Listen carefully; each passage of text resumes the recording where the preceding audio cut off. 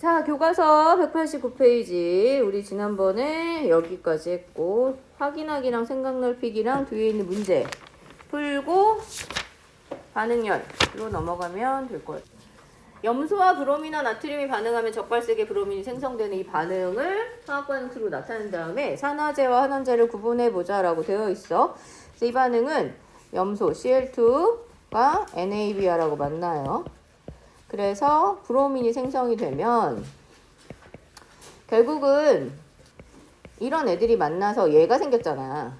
그러면 남은 아이는 뭐가 되냐면 나트륨 이온은 결국 아무 일도 안 할 거거든.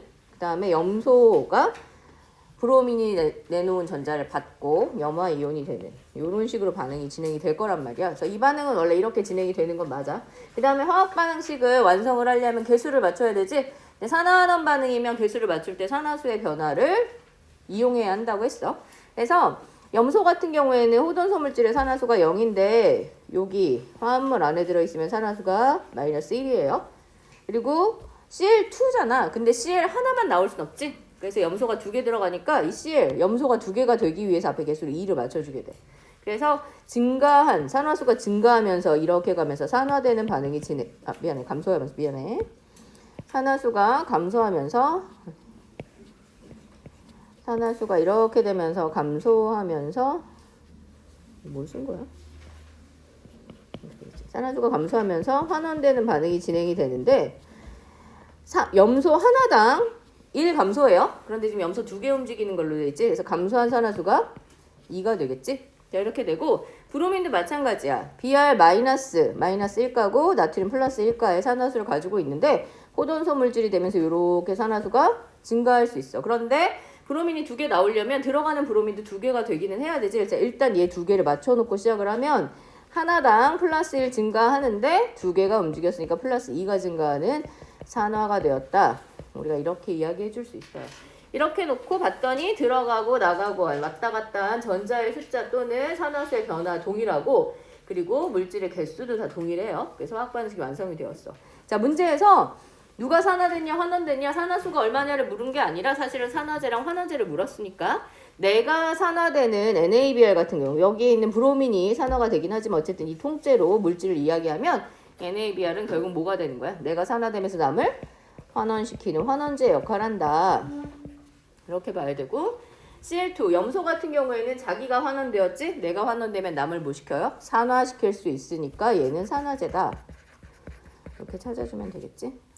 자, 생각 넓히기. 물이 반응물로 사용되는 두 가지 화학 반응. 이 물만 그런 건 아니야. 산화환원은 매우 상대적이라고 했었지. 그래서 누구랑 만나냐에 따라서 똑같은 물질인데 어떨 때는 산화가 되기도 하지만 어떨 때는 환원이 되기도 해요. 여기서 약간 그런 얘기를 하고 있어. 자, 이 두 가지의 반응에서의 산화제나 산화제, 환원제 같은 걸 한번 따져보면 결국은 이 가반응에 있는 아이, 나반응에 있는 아이 중에 호돈소 물질들의 산화수는 다 0이에요. 그리고 수소는 별 이변이 없으면 플러스 1이고 산소는 마이너스 2인데 수소가 2개 들어있으니까 물 같은 경우에는 이대로 그대로 가지. 그리고 오른쪽으로 이제 반응이 진행이 되면 화합물 안에 있는 나트륨은 플러스 1. 산소랑 그러니까 수산화 이온인데 산소는 마이너스 2고 수소는 플러스 1이고 어쨌든 이 화합물 안에 있는 산화수를 다 더하면 0이 되기 때문에 산화수가 맞아요. 물 여기 밑에도 물 똑같아. 그 다음에 HF도 마찬가지. 플루오린이랑 수소인데 플루오린 전기음성도가 제일 크잖아. 플루오린은 화합물 안에 있으면 산화수가 얼마라고 했어? 마이너스 1이라고 했어요. 그리고 수소는 특별한 이변이 없으면 플러스 1인데 어차피 마이너스 1자리랑 붙었으니까 플러스 1일 수밖에 없겠지. 자, 이 두 반응에 있는 산화수를 다 따졌다. 자, 이때 변화된 산화수를 생각해보면 가에서는 나트륨이 나트륨 양이온, 이온이 되면서 산화수가 어떻게 됐어요? 증가하면서 산화되었고 감소한 산화수는 H, 수소가 이렇게 가면서 산화수가 어떻게 돼? 감소하지? 플러스 1이었는데 0이 되었잖아. 그래서 얘가 환원이 되었다. 그러면 여기 있는 나트륨은 자기 자신이 산화되었으니까 환원제 역할을 하고 여기 있는 물은 자기가 환원되었으니까 산화제 역할을 한다. 이렇게 알고 있으면 돼요. 자, 밑에도 마찬가지. F2 플루오린이 마이너스 1의 산화수로 바뀌었지. 0에서 마이너스 1로 갔으니까 얘는 산화수가 감소해서 환원되었고, 그 다음에 물 같은 경우에는 산소가 마이너스 2였다가 0이 되었잖아. 산소의 산화수가 증가하게 되면서 이 물이 이렇게 이동하게 되면 산화되었다라고 말할 수 있어요. 그래서 누가 산화제고 누가 환원제냐 물으면 내가 환원된 얘 F2는 산화제 역할을 하고, 내가 산화된 물은 환원제 역할을 한다. 자, 그러면 여기서 보니까 이 반응에서 물이 둘 중에 무슨 역할을 했냐? 가에서는 산화제 역할을 하고 나에서는 환원제 역할을 해요. 위에서도 설명했지만 산화환원 매우 상대적이야. 그래서 누구랑 만나냐에 따라서 산화제가 되기도 하고 환원제가 되기도 해. 내가 산화될 수도 있고 환원될 수도 있다. 두 가지가 다 진행이 가능하다라는 걸 알아두면 돼. 마치 뭐와 비슷하냐면 여기 브랜스테드 로리의 산염기 기억나? 브랜스테드 로리의 산염기도 매우 상대적이지. 누구랑 반응하냐에 따라서 어떨 때 산이 되고 다를 때 염기가 되는 아이들 있잖아. 그래서 반응에 따라서 산염기가 바뀌는, 입장이 바뀌는 애들이 있단 말이야. 그래서 그런 애들 우리가 양쪽성 물질이라고 불렀는데 산화환원도 매우 상대적인 개념이기 때문에 양쪽성이라고 말하진 않지만 누구랑 반응하냐에 따라서 달라질 수 있다라는 걸 알아두면 되겠지. 자, 맨 위에 전자의 이동과 산화환원 반응, 산화수 변화와 산화환원 반응 나와 있는데 전자를 얻는 경우 우리가 뭐라고 하냐면 환원이라고 해요.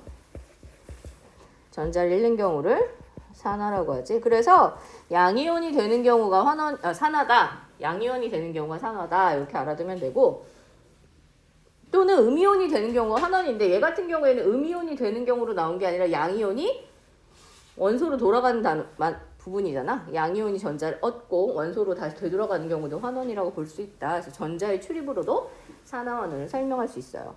그 옆에는 산화수 변화를 가지고 설명하라고 했잖아. 산화수가 증가한다는 건 사실은 결국 어떤 의미야? 전자를 잃어버리는 거랑 비슷한 케이스를 볼 수 있겠지. 그래서 산화수가 증가할 때 우리가 산화라고 이야기한다. 산화수가 감소할 때를 환원이라고 이야기해요. 그리고 포도원소 물질의 산화수는 0이에요. 그런데 걔네들이 화합물을 이루거나 하면 그 안에서의 산화수는 바뀔 수 있지.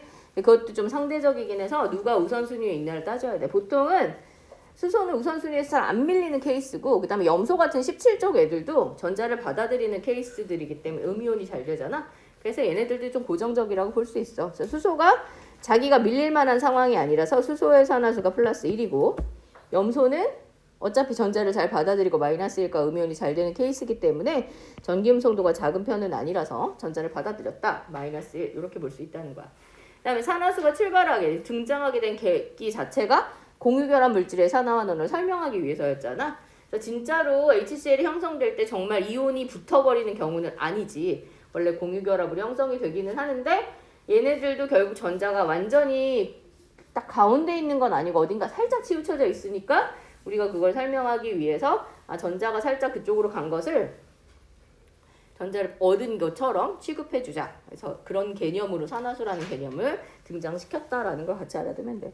등장은 그런데 결국 우리가 적용할 때는 이온결합 물질에서도 다 적용해요. 자, 밑으로 갑시다. 1번. 다음 물질에서 밑줄 친 원자의 산화수를 각각 구하시오라고 했어요. 1번에 KNO3 있는데 질소의 그 산화수를 알아봐라 라는 거잖아. 그럼 질소 말고 나머지 것들을 알아야지 풀 수가 있겠지. 그리고 얘 화합물이니까 결국 산화수를 다 더하면 0이 나올 거예요. 칼륨, 알칼리 금속은 화합물 안에서 플러스 1의 산화수를 가져. 산소는 지금 질소랑 결합해 있는데 산소가 질소보다 전기음성도가 커. 그럼 마이너스를 가지잖아. 근데 산소는 보통 그렇게 특별한 케이스가 아니면 대부분 뭐의 값을 갖냐면 마이너스 2의 값을 가져요. 그래서 여기 산소가 지금 3개 있잖아. 하나당 마이너스이니까 여기 통째로 마이너스 6이겠지? 그럼 다 더해서 0이 나오려면 질소가 얼마일 수밖에 없다? 플러스 5가 되어야 다 더해도 0이 되겠지. 이렇게 된다. 질소도 산화수가 여러 가지 종류가 있는 아이들이었어. 누구랑 분야에 따라서 산화수가 달랐어요. 자, 두 번째. Na2CrO4. 알칼리 금속은 화합물 안에서 플러스 1이야. 근데 지금 나트륨이 2개 있지. 그러니까 플러스 2. 산소는 특별한 문제가 없으면 마이너스인데 산소가 4개 있으니까 마이너스 8이에요. 다 더해서 얼마가 돼야 돼? 0이 돼야 되잖아. 그러면 크로뮴 같은 경우에 결국 어떻게 돼야 된다? 다 합해서 0이 되려면 플러스 6이 될 수밖에 없다. 크로뮴의 산화수도 너희들 앞에서 두 종류 나왔었어. 산화수가 한 가지로 끝나는 이런 케이스들은 아니고 보통 1족, 2족 이런 아이들이 이온이 되면 전하량이 한 종류로 거의 고정되기 때문에 그런 아이들의 산화수가 거의 한 가지고 다른 금속들 같은 경우에는 여러 전하량을 가질 수 있기 때문에 산화수가 다양해요. 자, 3번 P4O10 이 이름은 오산화인이야. 처음에 과학자들이 연구할 때 인이 산소랑 결합했는데 인하고 산소랑 결합한 비율이 2대5라고 알아서 생각을 해서 산소 5배랑 인이 결합했다라고 해서 오산화인이라고 이름을 붙였는데 나중에 알고 보니 비율이 2대5인데 실제로는 4개, 10개 결합해 있는 걸 알았어. 그래서 이름을 바꾸기가 쉽지 않아서 그냥 오산화인이라고 불러요. 여기도 마찬가지야. 인하고 산소가 결합해 있는데 산소는 특별한 문제가 없으면 산소가 마이너스 2지. 그래서 산소 쪽이 통째로 얼마야? 마이너스 20이야. 그러면 인 4개가 다 합해서 플러스 20이어야 산화수가 0이 합해서 0이 될 거 아니야? 그럼 인 하나당 얼마다? 플러스 5의 산화수를 가질 것이다. 이렇게 계산해 줄 수 있다. 자, 2번. 물군염산의 마그네슘 리본. 이거 우리 옛날에 실험했던 마그네슘 리본 금속을 묽은 염산에 넣어요.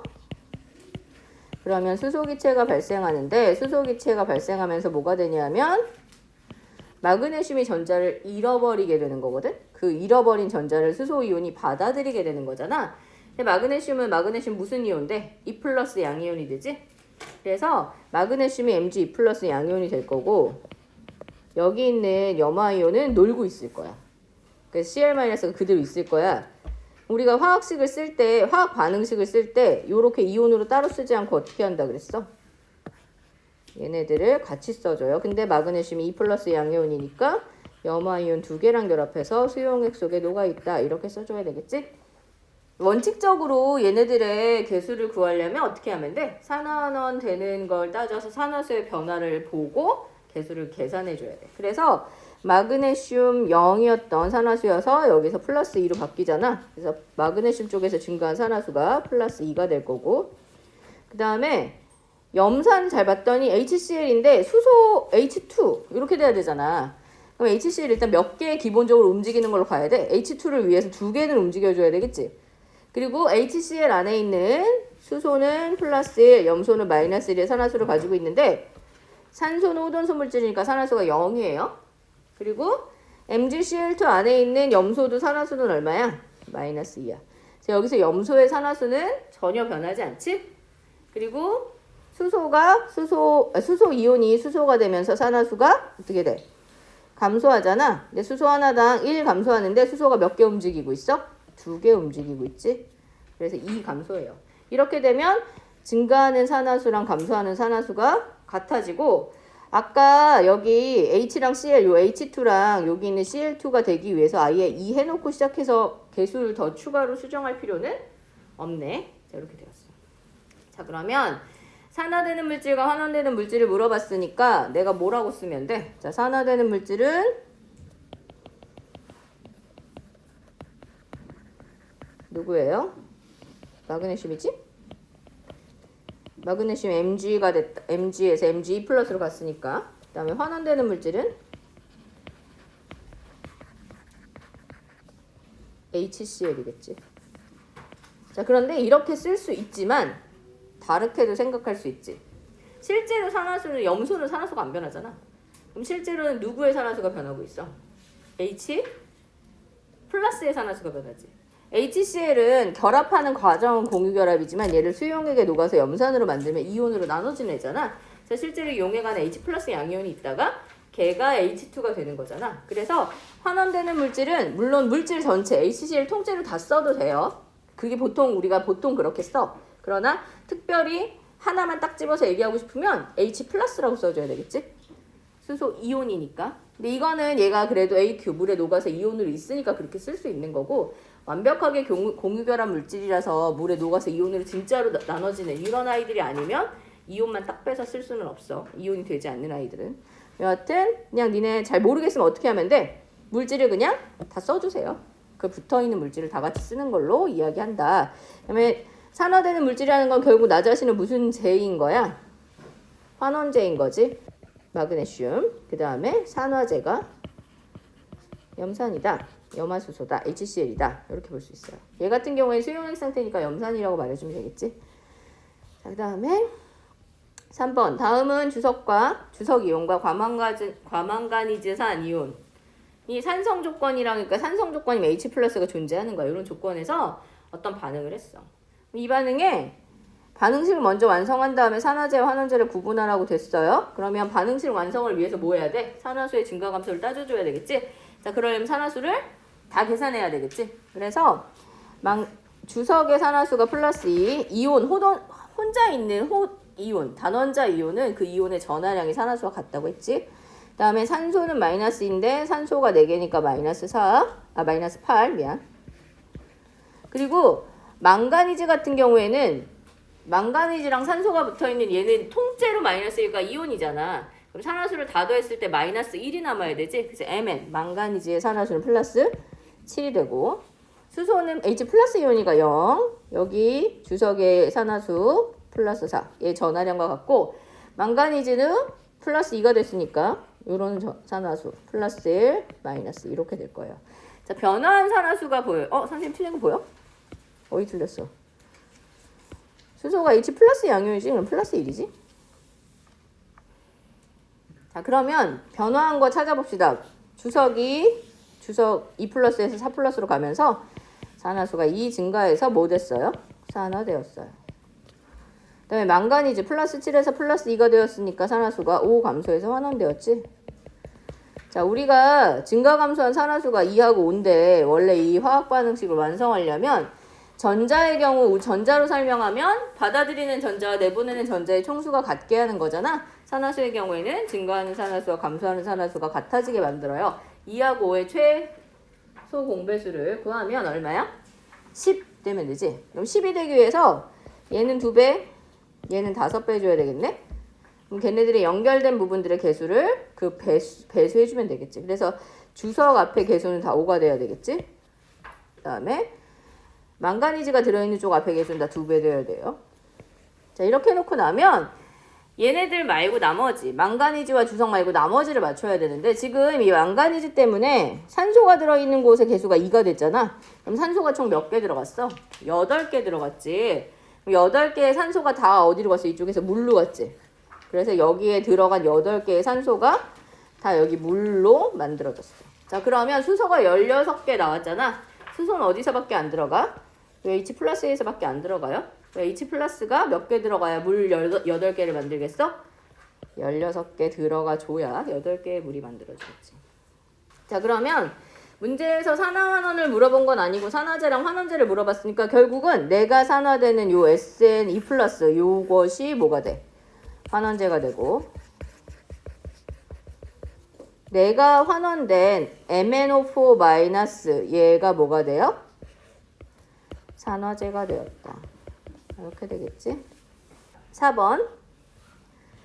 수영장물을 살균하거나 세탁소에서 표백을 할 때 하이포화 염소산이라는 물질을 사용하는데 이게 염소기체를 물에 용해시킬 때 염화수소랑 같이 생성되는 물질이래. 그 냄새가 많이 나.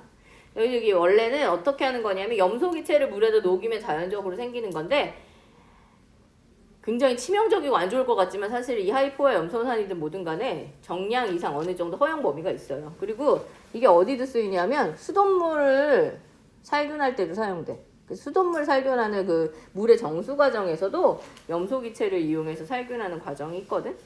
그리고 나중에 거기서 위험한 물질들 같은 것들 제거하는 추가적인 과정들을 거친 다음에 우리한테 오는 거야. 그래서 애들이 선생님 그럼 물속에 염화수소가 생기면 너무 위험한 거 아닌가요? 라고 물어보는데 결국 그런 공정들을 거쳐서 우리한테 해로운 것들은 다 제거된 상태로 수돗물의 형태로 돌아오게 될 거라서 그거는 상관없고 요거는 그 단계 중에 한 군데에 들어가는 거예요. 자, 이 변화를 산화환원 반응식으로 나타내고 가건소의 산화수와의 변화 뭐 이런 걸 쓰라고 그랬는데 자, 일단 염소를 어떻게 한다고? 물에다 녹이면 뭐가 만들어져? HClO가 만들어진다며 뭐랑 같이 생성돼? 염화수소랑 같이 생성된다. 이렇게 되어 있지? 그럼 얘네들의 산화수를 이용해서 반응의 개수를 맞춰봅시다. 호돈수 물질은 0, 물 안에서는 수소는 플러스 1, 산소는 마이너스 2일 거고 HCl도 마찬가지로 할로젠은 보통은 마이너스 1, 수소는 플러스 1이지. 그 다음에 얘도 마찬가지야. 수소는 특별한 이변했으면 플러스 1이고 산소가 염소랑 붙어 있는데 산소가 전기음성도가 더 크잖아. 산소가 마이너스 1을 그대로 가져요. 그러면 염소는 얼마일 수밖에 없어? 플러스 1일 수밖에 없겠지. 자, 그래서 얘네들의 산화수가 이렇다. 자, 그때 변화된 산화수를 봤더니 지금 누구의 산화수만 계속 변하고 있어? 염소의 산화수만 변했지. 근데 염소가 처음에 여기 Cl2, 염소 원자 2개가 들어가서 한 개는 이쪽으로 가고 한 개는 이쪽으로 가는 걸로 우리가 생각해 줄 수 있어. 그러면 이 염소 분자에 있는 염소 중에 한 개, 하이포와 염소산 쪽으로 가는 애는 산화수가 1 증가해서 뭐가 돼요? 산화가 되었지. 그런데 염화수소 쪽으로 가는 애는 산화수가 1 감소해서 뭐 돼요? 환원이 되었지. Cl2 이렇게 있다가 이게 찢어지면 잘라져서 떨어져서 양쪽으로 이렇게 따로따로 하나씩 간 거야. 그러니까 출발은 다 Cl2가 하는 거잖아. 근데 거기에서 어디로 가냐에 따라 산화환원이 결정이 돼. 그러면 산화수의 변화는 HCl로 하이포와 염소산으로 가는 애는 플러스 1 증가하는 거고 HCl, 염산으로 가는, 염화수소로 가는 애는 마이너스 1 감소, 마이너스 1이 되는 거잖아. 감소하는 거잖아. 산화환원을 해. 그러면 산화제 환원제를 물어볼 수 있겠지. 그럼 산화제는 내가 뭐 돼야 돼? 환원돼야 되잖아. 그럼 내가 환원되는 산화제는 누구야?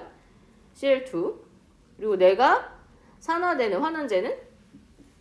내가 환원되는 산화제. 산화제든 환원제든 다 출발 어디서 해요? 여기서 하지. 그래서 산화제이면서 환원제 두 가지 역할이 Cl2가 다 하게 되어 있어. 이런 케이스들이 존재해요. 너희들 기억날지 모르겠는데 한 가지 물질이 얘처럼 두 가지로 나눠질 수 있고 두 가지 물질이 한 가지로 들어갈 수 있어. 상황에 따라 다르고 어떻게 가는 경로가 산화수가 증가하고 어떻게 가는 경로가 감소하냐에 따라서 산화가 되거나 환원되거나 따져줄 수 있다. 얘처럼 한 가지 물질이 산화제인과 동시에 환원제가 될 수도 있어요. 그런 변화들이 일어날 수 있구나 라는 걸 알아두면 될 것 같아요. 열의 출입에 대해서 이야기하는데 열이 나오거나 들어가거나 둘 중에 하나인 거야. 나가는 반응과 들어오는 반응. 열이 바깥으로 나가는 건 열을 발생시킨다 해서 발열 반응이라고 하고 열이 들어가면서 반응이 진행되는 건 열을 흡수하면서 반응한다 해서 흡열 반응이라고 불러요. 그래서 여기 생각열기에 예시로 두 가지가 나와 있는데 두 가지 다 팩인데 하나는 냉각팩이고 하나는 손난로야. 손난로는 두 가지 종류가 있어. 여기 나와 있는 건 어떤 거야? 흔들어주는 거지. 흔들어주는 손난로가 있고 그거 말고 요즘엔 잘 안 쓰는데 액체가 들어있는 손난로가 있거든. 거기 이렇게 똑딱이 같은 게 있는데 그걸 똑딱이를 딱 이렇게 하면 갑자기 액체였는데 고체로 막 바뀌면서 열이 발생해. 막 그런 손난로들이 있단 말이야. 근데 어떤 형태의 손난로든 간에 그 반응이 진행되는 과정에서 열을 바깥으로 내보내서 그 열을 우리가 느끼게 되는 거잖아. 그래서 그런 반응을 뭐라고 하냐면 발열 반응이라고 해요.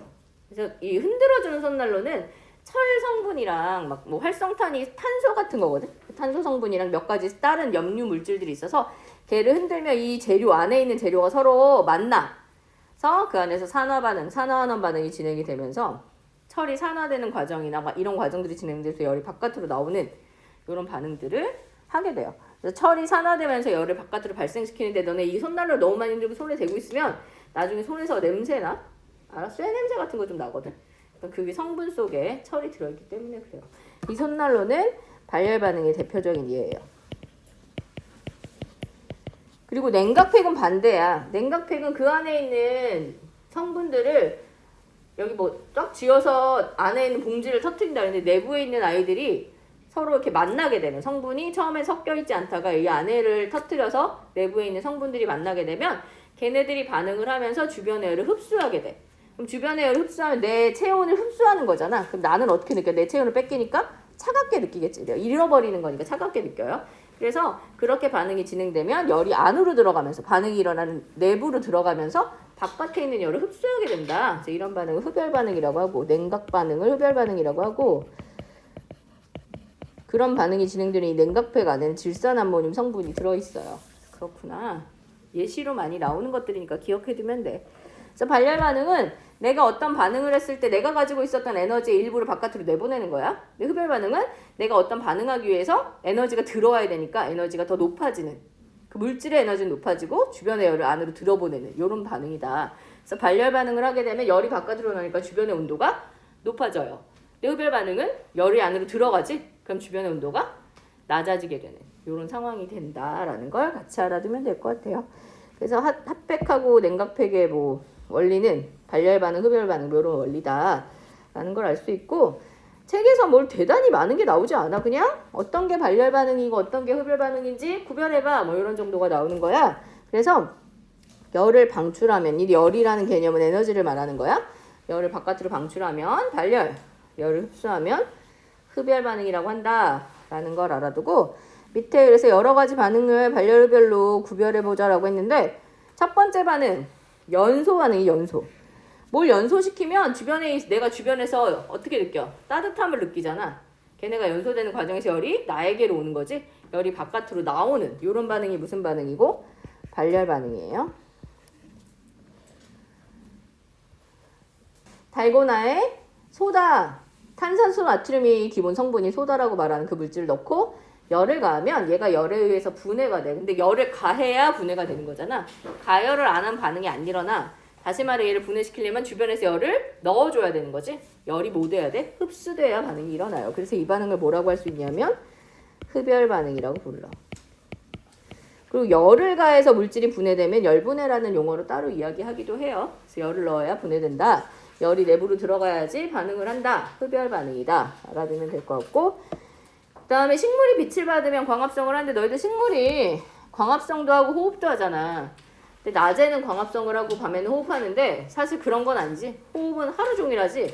근데 낮에 햇빛이 있으면 그때는 광합성이 가능한 거야. 빛이 있어야 돼. 빛은 에너지잖아. 에너지가 식물한테 들어가야 반응이 가능한 거기 때문에 에너지가 들어가는 반응이 진행돼야 돼요. 무슨 반응이라고 볼 수 있냐면 흡열 반응이라고 볼 수 있고 그리고 달리기 같은 운동을 할 때 체내에 지방이 연소된대. 몸 안에서 지방이 연소돼.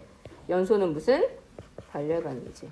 그래서 우리가 뭐 꼭 달리기는 아니어도 운동하면 더워지잖아. 내 몸에서 에너지를 내기 위해서 어떤 반응이 일어나거든. 우리가 그런 걸 호흡이라고 하지. 세포 내호흡이 일어나게 되면 에너지가 바깥으로 나오면서 이 영양분 성분들 그런 아이들이 분해되게 되는 거야. 그거를 여기서는 연소라고 설명했고 어쨌든 그런 반응이 진행되면 에너지가 바깥으로 나와서 그 에너지를 우리가 사용하게 돼요. 그러면서 열이 같이 발생할 수 있어. 그래서 발열 반응이 된다. 기억해두면 돼요. 자, 오른쪽에 물음표. 그래서 열을 방출하는 반응은 발열 반응이라고 하고 열을 흡수하는 반응은 흡열 반응이라고 한다. 알고 있고 예시들이 있어요. 연소 반응, 발열 반응의 대표적인 발열 반응으로 연소 반응. 식물의 대사 활동이라고 하는데 식물의 대사 활동이라는 건 에너지를 만드는 활동이니까 사실은 호흡 같은 걸 말하는 거지. 그런 활동에서도 열이 방출돼. 우리도 호흡을 하면 세포 내호흡 같은 것들을 하면 거기서 에너지가 나오는 열이 방출된다. 근데 그거 말고도 실험실에서 중화 반응하면 또는 수산나트륨을 물에 녹이면 열이 방출돼요. 너희들 지난번에 용액 만들 때 사실 우리가 만든 선생님이 제시한 용액은 되게 묽은 용액이었기 때문에 수산나트륨을 녹인다고 해서 막 열이 엄청 많이 발생하는 게 느껴지진 않았겠지만 원래 수산나트륨 물에 용해되는 과정 자체가 열을 발생시키는 발열 반응이고 중화 반응이 일어나면 어떻게 돼? 열이 나와야 되잖아. 근데 실제 실험했을 때 온도가 그렇게 많이 올라가지 않았지. 어떤 애들 온도가 떨어진 애들도 있던데. 근데 그게 그 주변 상황이랑 우리가 그런 공간에 이제 주변 조건이 원하는 조건만큼 잘 이렇게 구축이 안 돼서 그럴 수 있어. 공간이 넓고 그 날씨가 약간 좀 온도가 좀 낮은 상태고 이러면 발생한 열들이 바로 바깥으로 빠져나갈 수 있지. 비커에다 실험을 하니까 열이 바깥으로 바로 빠져나가면 결국은 발생한 열을 우리가 바로바로 측정해내지 못했을 수도 있는 거야. 그래서 온도가 좀 그렇게 우리가 알고 있는 예상대로 되지 않았을 수 있어요. 여하튼 그 다음에 반대로 탄산수 나트륨 열분해 아까 달고나 그런 거나 물을 전기분해할 때 물을 분해하려면 전기를 넣어줘야 되잖아. 전기도 에너지지. 열이라는 용어는 꼭 열이 아니라 에너지를 의미한다. 이렇게 기억해두면 되고 광합성도 빛이 안 들어가면 못하잖아. 빛 에너지가 반드시 필요해요. 그런 것들 우리가 흡열 반응이라고 불러요. 그래서 열이라고 해서 꼭 열의 형태로 가는 게 아니라 에너지가 들어가는 것을 말한다. 에너지가 나오는 것을 말한다. 이렇게 알고 있으면 된다는 거야. 그래서 오른쪽에 뭐 에너지를 소모하는 반응에서 에너지를 소모하는 반응이 일어나면 열빛, 전기 등의 에너지를 흡수하고 뭐 이런 얘기들이 있어요. 그래서 에너지 발열 반응이나 흡열 반응의 이 개념이 단순히 열만 의미하는 것은 아니다. 요거를 기억해 두면 되겠지. 발열 반응이 일어나면 온도가 높아지고 요거 알아두세요. 흡열 반응이 일어나면 온도가 낮아진다. 발열 반응은 에너지가 바깥으로 나오니까 그 에너지가 주변의 온도를 올리는 데 사용이 돼. 그리고 이 주변이라는 게 뭐냐면 온도계로 측정하면 주변이야. 너희들이 중화 반응을 했잖아. 기억나? 여기다가 내가 HCl을 넣었고 여기서 NaOH가 들어갔어. 그럼 여기서 중화 반응이 일어나잖아. 그래서 온도계를 여기다가 이렇게 넣었지? 자, 온도계를 넣었어. 중화열이 발생하면 온도계 온도가 어떻게 돼야 돼? 올라가야 돼. 이 반응은 무슨 반응이야? 발열 반응이에요. 발열 반응이 주변으로 열이 나오는 거잖아. 온도계를 측정하는 것 자체가 다 주변이야. 왜냐하면 물질들 NaO 물이 생겼으면 H2가 이렇게 있으면 H2 틈새로 온도계 여기를 뚫고 들어가? 그러지 않잖아. 물질의 틈새로 가는 게 아니야. 그 물질은 그대로 있고 걔네가 내보낸 열을 요걸로 측정하는 거기 때문에 온도계를 측정하면 다 주변이에요. 그래서 너희들이 발열 반응으로 온도가 높아져. 그럼 주변의 온도가 올라가는데 여기다 놓으면 올라가고 여기다 놓으면 떨어지냐 그런 게 아니라는 거야. 온도계로 측정하는 범위는 다 주변이다. 이렇게 기억해 두면 돼. 이 안이 반응은 일어나지만 그 온도계를 측정하면 내부를 완전히 뚫고 들어가지 못한다. 나와 있는 예시는 흡열 반응이랑 발열 반응의 예시가 몇 가지 나와 있는데 실험 1, 실험 2를 보면 실험 1은 고체 수산화바륨하고 고체 질산암모늄을 넣어서 삼각 플라스크에 넣어서 유리막대로 저어주고 그 다음에 나무판에 물을 묻힌 물을 묻힌 다음에 삼각 플라스크 위에 올려놓는다고 되어 있어요. 그림이 이렇게 나와 있는데 뭐 어떻게 한 건지 알겠어? 나무판을 그냥 나무판으로 하면 사실 잘 안 돼. 나무판에 원래 살짝 홈을 내줘야 좀 더 잘 돼요. 이렇게 살짝 홈이 있고 여기다 물을 이렇게 그 다음에 삼각 플라스크가 이렇게 얹어져. 거기에 내가 원하는 재료 두 가지 뭐하고 뭐를 넣었다고? 수산화바륨하고 질산암모늄을 넣어서 저어. 그럼 내부에서 뭔가 반응이 일어나겠지? 그리고 나 시간이 좀 지나면 얘를 이렇게 플라스크만 딱 들었는데 지금 어떻게 됐어? 나무가 붙었어. 나무가 왜 붙는 거야? 여기에 조금 있었던 물이 얼음이 되면서 두 개를 붙여버렸기 때문에 그러면 얘가 물이 얼음이 됐어. 물이 얼음이 됐다는 거는 에너지 상태가 어떻게 되는 거야? 낮아지는 거지. 물보다 얼음의 에너지 상태가 낮아요. 온도도 훨씬 낮아져야 되는 거고. 그러면 물이 얼음이 되기 위해서 여기 온도가 내려가야 된다는 소린데 온도가 왜 내려갔을까? 이 반응이 일어날 때 이 물한테서 에너지를 뺏었기 때문이지. 그래서 얘네들이 요 안에 이 삼각 플라스크 안에서 일어난 이 반응이 흡열 반응이다 보니 주변에 열을 뺐는데 물에서도 열을 뺏어서 물이 온도가 내려가면서 얼어버릴 수 있다. 그래서 저렇게 반응이 일어나요. 이 반응은 어떤 반응이냐면 수산화바륨 BaOH2가 지금 고체 반응시키는 거거든. 그래서 질산암모늄 NH4 NO3 고체 이렇게 만나. 그러면 BaNO3 2가 되고 NH3가 생겨.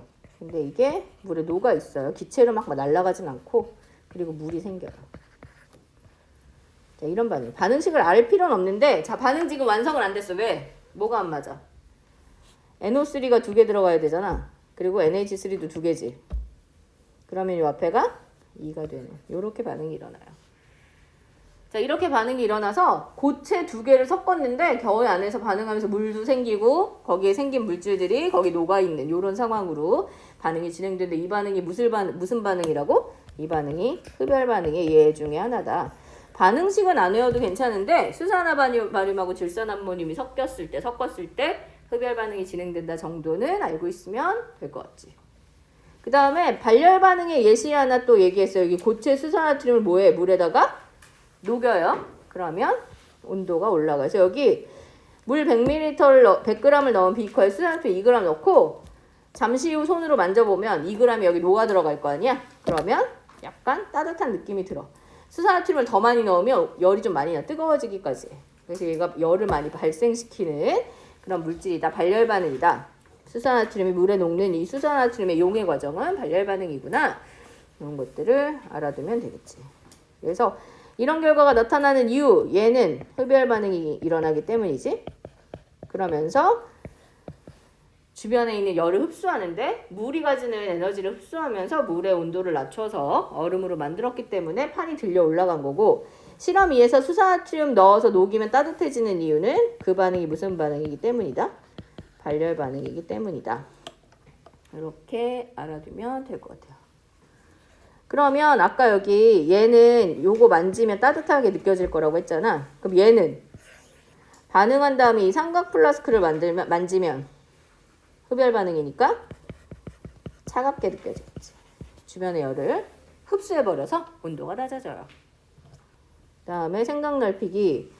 얼음으로 만든 집 안쪽 벽 이글루. 뜨거운 여름날. 뜨거운 여름날에 도로에 물을 뿌리면 시원함이 느껴지는 느낌. 더울 때 막 손을 막 닦은 다음에 물기를 막 안 말려도 물이 날아가잖아. 그러면 아주 시원한 것까지는 아닌데 조금 약간 시원함을 느낄 수도 있고, 또 주사 같은 거 맞을 때 알코올 솜으로 문질러주면 좀 시원함이 느껴지잖아. 그런 거 다 걔네들이 증발하면서 내 열을 빼앗아 가기 때문에 그런 거지. 그러면 뜨거운 여름날 도로에 물을 뿌리든 간에 뭐 주사를 맞을 때 알코올 솜으로 문지르든 간에 어쨌든 얘네들의 상태 변화가 일어나면서 이 주변 열을 빼앗는 무슨 반응이 일어나기 때문에 그래? 흡열 반응이 일어나면 주변의 온도가 낮아지게 돼요. 도로에 물을 뿌리면 물이 증발하면서 도로에 있는 열을 빼서, 그래서 걔네들이 날아가면서 온도를 낮춰줄 수 있다. 근데 너무 폭염일 때는 뜨거운 증기가 발생해서 후텁지근하니 막 꿉꿉하고 찝찝해질 수 있어. 그러나 너무 막 그런 정도가 아니고 좀 어느 정도 많이 더워졌는데 습도가 좀 이렇게 높지 않은 상태면 이렇게 효과가 좀 좋아요. 그리고 얼음으로 만든 집 안쪽에 물을 뿌리면, 여기 안에 얼음집 안에다 물을 뿌렸잖아. 그러면 어떻게 돼? 주변의 온도가 지금 되게 추운 거지. 그러면 얼음집 안에 물을 뿌리면 그 물이 바로 에너지를 뺏기면서 얼음으로 바뀌어버리게 돼. 그러면 물이 얼음으로 되면 에너지가 낮아지는 상태가 되니까 내가 가지고 있던 에너지를 바깥으로 방출하게 돼요. 그래서 뜨거운 여름날 물을 뿌리면 이 물이 뭐가 돼? 수증기로 바뀌겠지? 이렇게 되면 열을 흡수하는데, 얼음집 안쪽에 물을 뿌리면 이 물이 얼음으로 바뀌게 돼요. 그렇게 되면 열을 오히려 바깥으로 내보내는 반응이 되는 거예요. 중간에 물은 물인데 걔가 무엇이 되냐에 따라서 흡수할 수도 있고 열을 흡수할 수도 있고 열을 방출할 수도 있다. 달라진다. 그래서 느낌을 물의 변화가 완전히 다르게 진행되기 때문에 그렇다. 라는 걸 알아두면 될 것 같고,